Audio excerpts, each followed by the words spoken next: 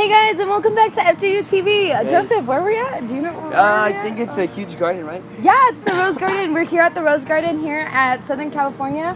It's a beautiful place, and it's really good to relax. My first time here. I know. Yeah, for him it's his first time, but I've been here a couple times. So before we get started with the show, because we will be talking about an important topic, we want to get started with our social networks. Joseph, what are the social networks? All right, so you guys can find us on Facebook and Instagram under FJU Cali.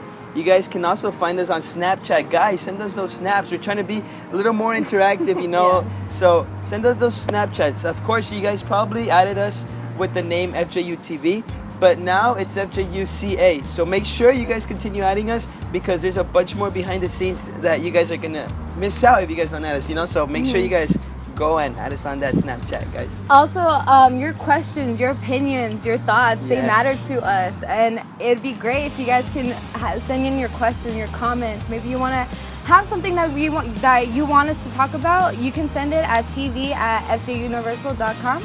And don't forget to call or text us if you want to, if you're going through any problems, any situations, don't forget to call us at 323-510-7358. Once again, that's 323-510-7358. All right, my name is Jocelyn. My name is Joseph. And you're watching FJU TV.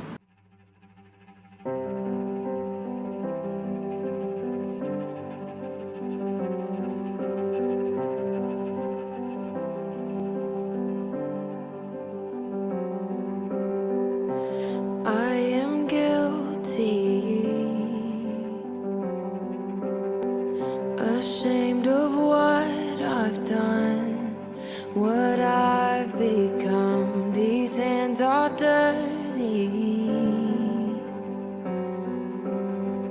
I dare not lift them up to the Holy One.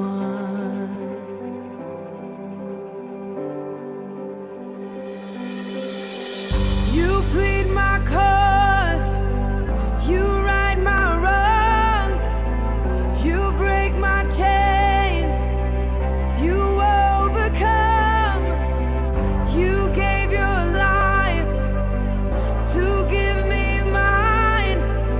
You say that I am free, how can it be? How can it be?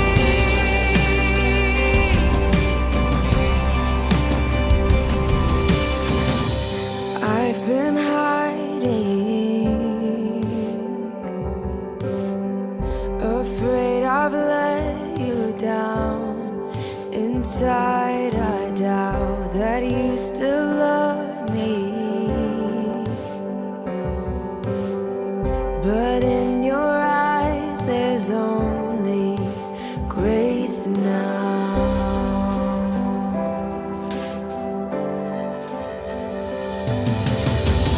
You plead my cause, you right my wrongs, you break my chains, you overcome, you gave your life to give me mine.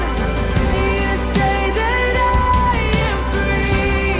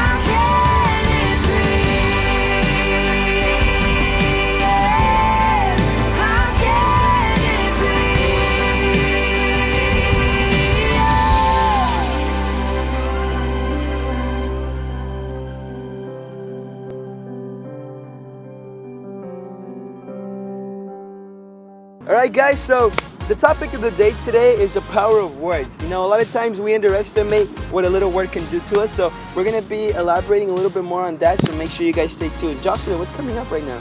I think it's time for What's up with Ernie? Get ready to get your mind blown away, guys. It's coming.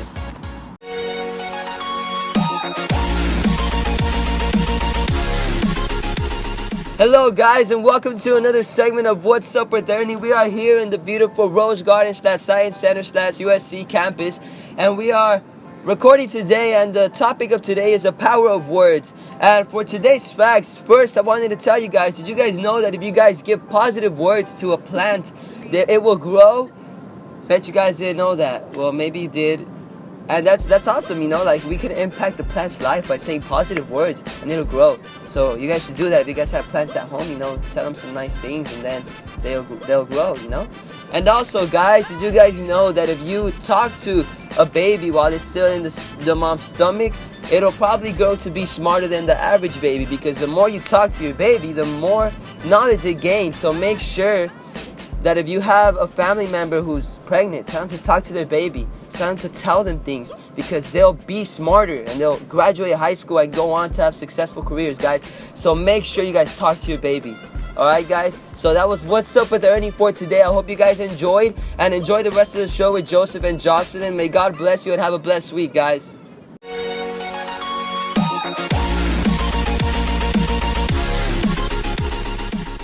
Hello guys, and we're here today with our special guest. Welcome Lupe to FJU TV. She's going to give us a little bit of her story, you know, how words came to affect her. So Lupe, that's the first question. How was your life affected by these negative words that were often, you know, that you were often told? Well, people didn't tell me these words, but as I grew, I had a lot of thoughts that would come to my head, and mostly it was suicide thoughts, because I was going through a lot of problems in my family, because I had a dad that was in drugs. So that brought a lot of problems, fights. Every time, like, I would hear something about my dad, it was always negative. It was a fight in the street, or like he would come home and he would be very aggressive. He would never hit us, but he would come home and throw like basically all the stuff like he would find on his way. And I grew up that way, so just seeing violence, seeing him in like a negative position, like, you know, like it was very hard for me to see that, because like I remember at a very I was very young, and I saw him like in a fight with 5 different men. So for me, all of that, it just built up as I was growing up. And so it actually, when I entered high school, it was the point where it hit me hardest, because like that's where I started to get these thoughts, you know, suicide thoughts. And basically it was from the moment that I would like wake up to the moment that I would go to sleep, because I really wasn't happy because of the situation or the position that I was in. And I stopped going to school. I stopped going. I had a job. I left it, and basically it was just like everything that was going on, I just pushed it to the side. And for me, like I didn't see a life. I was like, okay, like I saw more problems coming my way because of my dad. So I started seeing him less. He stopped working. So all of that just it didn't only affect me, but it affected my family. So that affected me as well. So it just came to the point where I wouldn't speak to anyone about what was going on. If I felt sad, if I felt like, you know, I wouldn't speak to anyone. So I really closed myself up. And I started to cut myself. It was a way that I would cope with everything that was going around me, since nobody knew what was going on with me.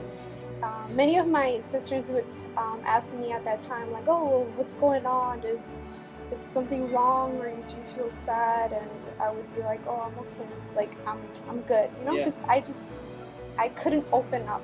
It was one of my things. I couldn't open up. So I started to cut myself, and it was just whenever I couldn't, I really couldn't, like, I felt sad. I felt like I couldn't talk to anyone. So when I felt really bad, it was a way where I would take it out and I would cut my arms, and like nobody knew about that. Yeah. And of course I couldn't say anything because they would think, you know, Yeah. crazy. So it was one of the things that like it led me to do. And like the worst it got, it was like I actually tried committing suicide twice. I remember the first time I tried, I took a lot of pills. I don't remember how many. I just went into my mom's drawer and I just drank as many pills as I could. Nothing happened. So I kind of like felt, I was like, okay, maybe I shouldn't do that. You know, Yeah. it's not something smart, something wise, sorry. And so the second occasion, it was just like I just felt really pressured because I wasn't going to school. I always did good at school, and my grades started to come in, and they're not good grades. I've never like failed any class, and so as I started to see that, I was getting straight fails, and like everything was going like bad. Yeah. So I started. I remember this time. I'm like, well, I remember going to the restroom, and I was like, I hanged a cable, and I was like, I'm gonna do it because it will end the suffering that I'm going through, and it will just, I'll stop feeling like this. I'll stop having these thoughts. Like I won't cry no more. I won't feel sad anymore. I will stop. Like everything will just stop, come to an end. So I remember that I did. I wrapped it around my neck, and I remember like I really couldn't breathe anymore. I remember like I was crying, and I was just coughing. I couldn't breathe anymore, and all I remember was like, because the TV was on, and I could hear my mom at the kitchen. So I was just like, I don't know, like I just snapped out of it, and like I was like, wow, like if something really happens to me, like my mom's like, you know, like I'm gonna kill her because of if I do this. So that's like the worst that I actually like got So, to. Lupe, what was the moment that you found out about the FJU? Like, how did you find out about it? Who invited you? And what made you motivate yourself to actually participate in FJU? Well, I found out that FGU because my mom attended to the health center. So there, I found a group of girls that would invite me to the FGU, and basically, like they would describe it. They're like, oh, you know, we're a family. We do activities. We like, you know, we're together. We're united. So I've never been part of like something united. So it was for me. It was just like, oh, maybe I should try it. So I remember I wanted to try something different, so I was like, okay, well, let's go, let's do this. I came, and the moment that I came, like I remember like people talking to me, and I was not used to that because like I really didn't speak to people, so I was like, okay, like they're talking to me, I'm like, so it was something like surprising, but I saw like, you know, that there was other girls that were going through the same thing, that I was not the only one that was going through problems or that was going through depression. So I kind of felt, I was like, okay, like maybe this is the place where, you know, I will find myself, and I will be able to overcome like everything that I'm going through. And like most of the girls there helped me. The counselor there really helped me out. Like they really pushed me. They believed in me. And I opened up. Basically, that's how, like, when the change started to happen, when I started opening up, when I started, like, you know, like, hey, like, I started to see a change in myself. Like, I wasn't closed. I wasn't, like, you know, sad. Like, you know, I wanted to be involved. So I started having goals. And little by little, I started seeing, like, the change. And, like, I started getting involved in everything they would do. Like, they had, like, events. They had, like, activities, so I would get involved, and I feel good because I was like, hey, this is the family that they were talking about. And Lupe, what would you tell the youth out there that, you know, like you said, they were seeing everything fall apart, you know, around them? Their family was destroyed, you know, maybe their personal life was falling apart. So what advice would you give these youth who are in the same position? You know, maybe in this moment they don't see a way out of their life, you know, a way out of their problems. You know, all they see is the darkness. they don't see that light at the end of the tunnel, you know? So what would you tell those youth that are facing that same problem right now? Well, I would tell them not to look at what's going on, because I know that it's easy just to say, hey, like, you know, like everything's falling apart, like this is what's going on, like I want to end my life. But to look more out there, like maybe like to see like, okay, where, like how they want to be. That's what pushed me as well to, you know, like keep coming, because like I wanted to be different. So like if they are not happy on the like where they are at in the family, at school, at work, or like so much stuff are going on, not to look at, not that, but look at where like they want to see themselves, how they want to see themselves, you know, because basically the FJU will help them out, you know, find themselves. It will help them overcome like everything that they're facing at, you know, in their life. Okay. And who's this new Lupe now? Like, who is she now? Like, tell us like more about like now that you've been changed, now that you don't have those thoughts anymore. How are you now? Well, I'm very happy. I usually like I smile a lot. It was something very hard for me to do before because I didn't feel like, you know. Yeah. So I'm very happy. I'm very like motivated. I have a lot of goals going on, you know, like in the future. So it's like I'm really like. I'm like involved in the youth group. Everything that we do, I'm there. Like, you know, in events, like my family has seen a difference in me. They like, oh, you know, you have changed for what you were before. Like, you know, we see like you're different now. So it's like for like hearing it coming from them, it's like, you know, it's like, hey, like my life has changed. I am like a different person from what I was before. So like I'm very different. All of that is part of the past. It's help me like, you know, see that there's always a way out, you know. All right, guys, well, that was, you know, Lupe's story. You know, like she said, you know, she was going, her world was pretty much falling apart, but you know, she was able to find a situation, she was able to find a way out of every situation, you know. So we invite you to come participate. Look at the nearest FJU near you. You can always check it out on our website. Don't forget, email us, send call us, text us to our phone number. You know, make sure you guys do this. If you guys are going through any problems, you know, like hers, make sure you guys, you know, speak up. We're here to help. So, you know, come and join us. So you can send your emails at tv@fjuniversal.com, and you can also call or text us at 323-510-7358. Thanks, Lupe, for being here with us. It's a pleasure to be here with us, you know, sharing your story. And I know that that's going to help other people as well that are going through the same situation that you were. So we'll be right back after these short breaks. Make sure to stay tuned, and we'll be right back.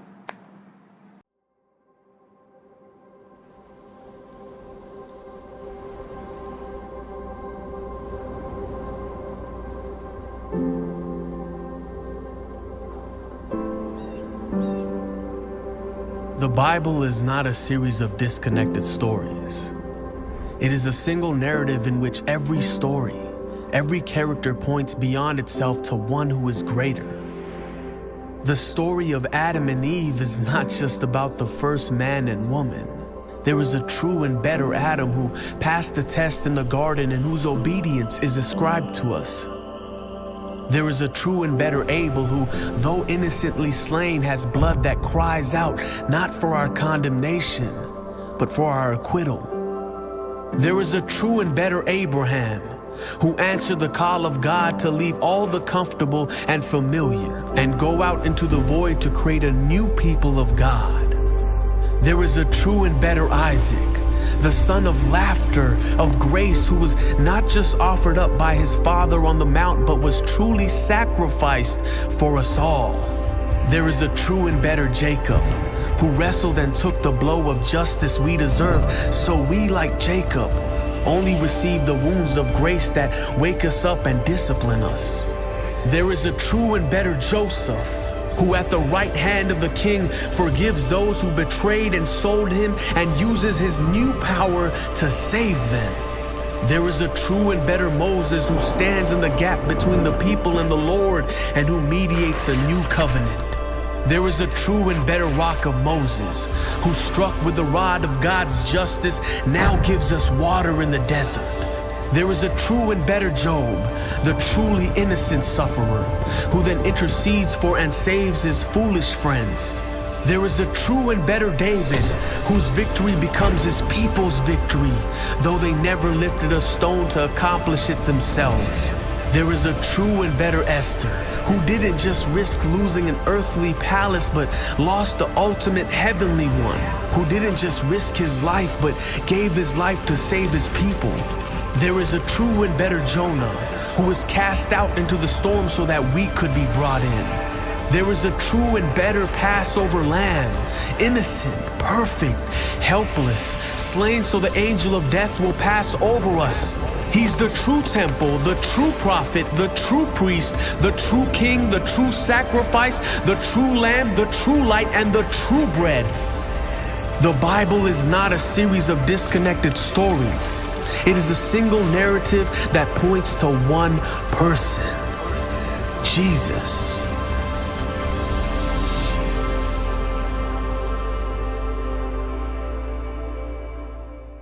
Hey guys, and welcome back to FJU TV. We're starting on our other new segment for Q&As. So the first question is, have you guys ever been insulted, underestimated? You know, people had put doubts in you. Let's start with Ernie. Yeah, I mean, I can definitely relate to that. I was put down because of my size, and people told me that I wasn't good at stuff. Like, they told me I sucked at basketball. You know, and how was I able to overcome that? Well, you know, practicing. You know, I practiced, and I got, you know, good, and I was able to beat them and show them that, you know, even if I was small, I could still, I could still play well. So yeah, that's how I overcame, by practicing and proving them wrong. You know, proving the people that told me those things that I could actually do them. So yeah. Joseph? Yeah, you know, it was the same thing with me. You know, actually in high school, a lot of times, you know, especially in high school, you know, you're told, oh, you can't do this, you can't do that, you know, a lot of things. And well, what I always try to do was, you know, to prove people wrong. You know, as soon as they would tell me, oh, you couldn't do it, I would do everything I could to show them that I could, that I was able to do it, you know, that I had the capability. So like, let's say someone would tell me, oh, you're gonna fail this math test, you're gonna get a bad grade. I would study and study and study and study till I was sure that I was gonna, you know, put their expectations down, you know, like overcome what they had set for me. So I think that's one thing, you know, making sure that you see that as something you motivation. A motivation, yeah, you know, to drive you to do more, you know. So that's something, you know, that I think. And so another question that a lot of people ask is, people always receive, you know, negative comments. They always receive something. I mean, it's normal for every single one of us. Each and every one of us has received a negative comment, you know, even doubts, thoughts. But what would you guys recommend for those youths that are like that and they're trying to overcome those doubts, those thoughts, those negative thoughts that affect us, you know? Because if we give in word to it, like if we accept it, you know, we're gonna start thinking like that, and we're gonna start feeling like that, and that's why a lot of youths are not able to move forward. So what would you guys give an advice for them? Well, I mean, I would just tell them, you know, to be confident, you know, have confidence in yourself. Know that you can do all things through Christ who strengthens you, you know, like, you don't need anybody to tell you can do it. As long as you have confidence in yourself, you know, and you, yeah, just believe in yourself, because nobody's gonna believe in you. First, you have to believe in yourself. Of course, God's always there, and He believes in you, you know, and He's gonna give you the strength that you need, but you have to believe in yourself as well, and know that you can do things, you know that, you know, everything that you do is gonna reflect God's glory, you know. So just go on and be confident, be courageous, be brave, and God's gonna honor you. So yeah, that's what I would say, you know, ignore the comments and just be confident. Yeah, you know, like I said before, I would say use that as motivation. You know, I've always loved to be underestimated. I've always loved, you know, being told that I couldn't do something, because that would always push me to do it, you know. And so those thoughts are always gonna come, doubts are always gonna come, you know. People are always gonna think, oh, he can't do that, you know. They see you and they're like, you know, what can you expect, you know? But you have to use that as the motivation to push you to do more. You know, a lot of people, they might see that as something that pushes them down, that limits them, that, you know, makes them believe that they can't do it. But I think if you change the perspective, and if you realize, you know what, maybe they said this for me, but I can do way more. You know, I think that you might even surprise yourself. You might even be like, wow, I couldn't believe I could actually do this. But you know what? I surpassed my expectations, you know? Mm-hmm. So I think that's very important, you know, like you said, having confidence and being motivated, making sure that you have the motivation to grow, to better yourself day after day. All right, guys. So we're ending our Q&A for today, and also the show. We're ending the show. I know you guys are so sad. I know, but Sorry, guys. But it's time for a wrap. My name is Jocelyn. My name's Joseph. And I'm Ernie, guys. And you're watching FJU FJU TV. Bye, guys. See you guys next Saturday.